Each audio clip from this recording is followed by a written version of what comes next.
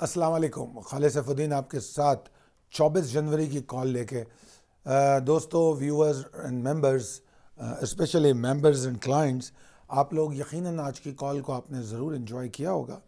और ख़ास तौर पे जब मिड डे कॉल आपके पास आई और उसके बाद आपको बहुत बेहतर तौर पे समझ आया होगा कि आज क्या मूव बनानी है।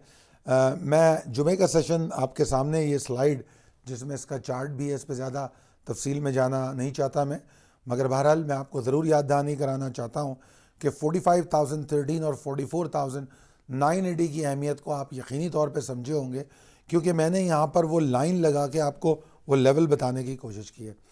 ये रैपअप मैंने अभी ख़त्म कर दिया था और मैं आपको रैपअप नहीं दूंगा एवरीडे की बुनियाद पर, बिकॉज ये मेरा भी टाइम लगता है और मुझे नहीं मालूम आप लोगों को कितना फ़ायदा पहुंचाता है, मगर मेरा दिल इसलिए चाहता है आपको देना कि इसमें सीखने की गुंजाइश है। मैं बार बार इतने दफ़ा दिखाता हूँ आपको ये कि शायद कि यहाँ पेंट हो जाए, ये आप सीखना और समझना शुरू कर दें। तो ये दिखाने का मतलब है और कोई मतलब नहीं है। मैंने आपको मिड डे में बता दिया था कि 45,013 के ऊपर मार्केट अगर ट्रेड करती है तो ऊपर जाएगी, 44,980 के नीचे ट्रेड करती है तो मार्केट नीचे आएगी। और आपने देखा कि ऐसा ही हुआ, मार्केट उसके ऊपर ट्रेड की और मार्केट ने एक लेवल और टेस्ट कर लिया। मोमेंटम बिल्कुल नहीं बन सका, उसकी मेजर वजह ये थी कि वॉल्यूम बहुत कम है, म्यूचुअल फंड की सेलिंग चल रही है, लोकल फंड के इन्फ्लोज जो चल रहे थे वो थोड़े परेशान को नजर आए। हाँ, बहरहाल लोकल इन्वेस्टर ने खुल के बाइंग की, बड़ी अच्छी बाइंग है इस हफ्ते की। अगर मैं देखूँ उनकी वीकली रैपअप अगर आपको देखना है, मैंने आपकी डेली कॉल से वीकली रैपअप को अलग कर दिया है। अगर आप कोई सुनना या जानना चाहता है तो वो यूट्यूब पे मौजूद है, आप उसको देख सकते हैं।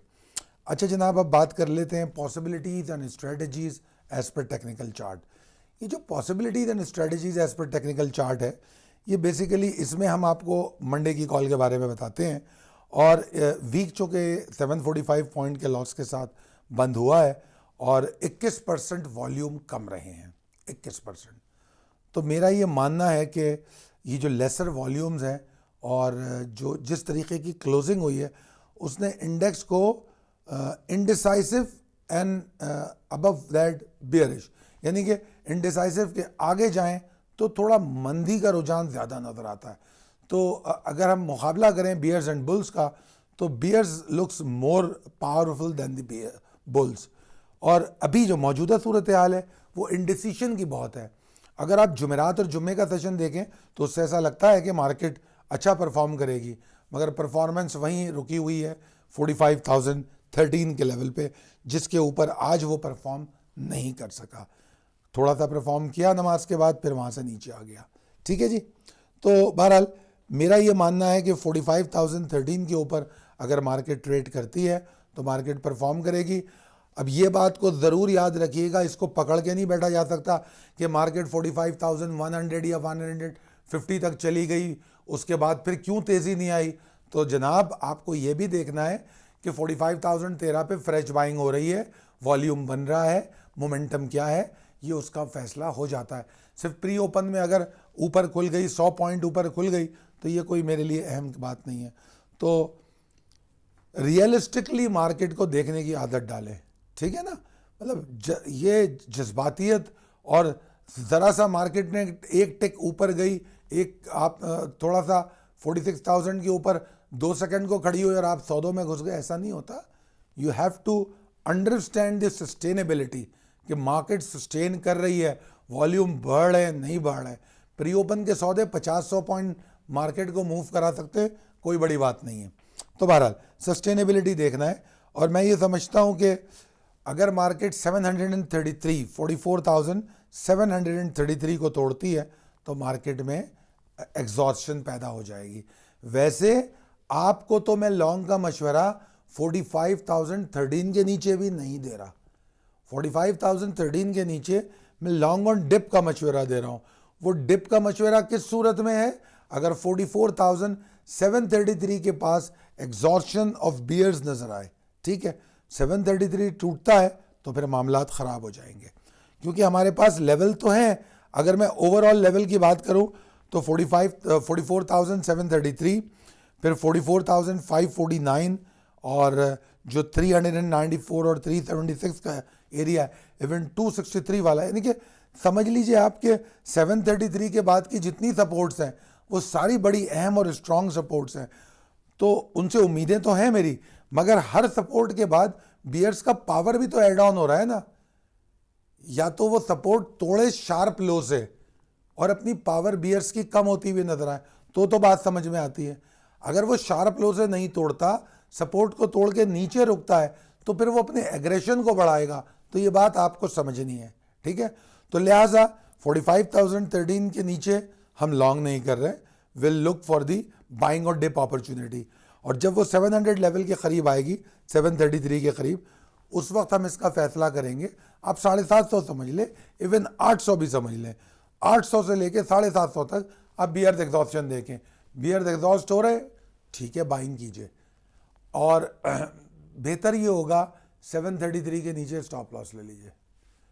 जो एक्यूमुलेट कर रहे हैं लॉन्ग टर्म और स्ट्रॉन्ग पिक, सिर्फ वो अपनी लॉटें जो डिवाइड की हैं, स्प्लिट की हैं, उन स्प्लिट लॉट पे बाय कर सकते हैं। शॉर्ट टर्म ट्रेडर स्प्लिट नहीं करेगा, एग्जिट करेगा। ये बात ज़रा जहन में रखिएगा। अच्छा जनाब, तो बहरहाल ये सूरत हाल है। उसके बाद अगर मुझसे कहें कि इंडेक्स में कुछ उम्मीदें शॉर्ट टर्म की, तेज़ी वेज़ी तो नहीं हो रही, बिल्कुल भी नहीं हो रही तेज़ी, ठीक है ना, क्योंकि हम उस एरिया तक आ चुके हैं, उसको टेस्ट किया, अब हम बीच में खड़े हुए हैं। अगर आपको याद हो 45,760 हमारा टारगेट था, तो हम 760 से 750 पॉइंट की दूरी पे हैं, ठीक है ना।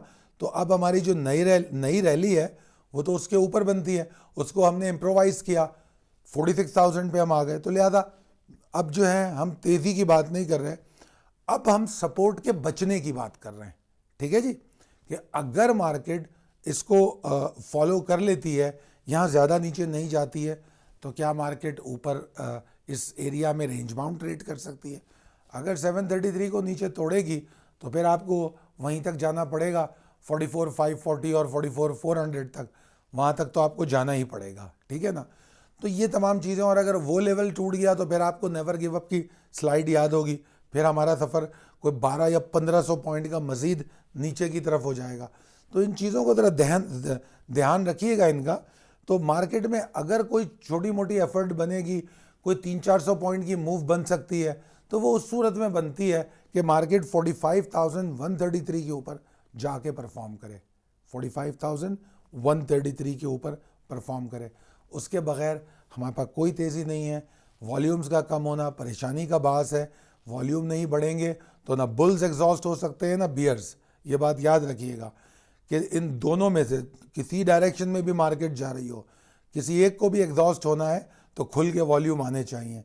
अगर वॉल्यूम नहीं आएंगे तो उनकी भड़ास नहीं निकलेगी, भड़ास नहीं निकलेगी तो ट्रेंड तब्दील होने के चांसेस कम रहेंगे। होपफुली मैं आपको बहुत बेहतर तौर पे समझाने की कोशिश की है। अल्लाह करे मैंने कामयाब हुआ हूँ।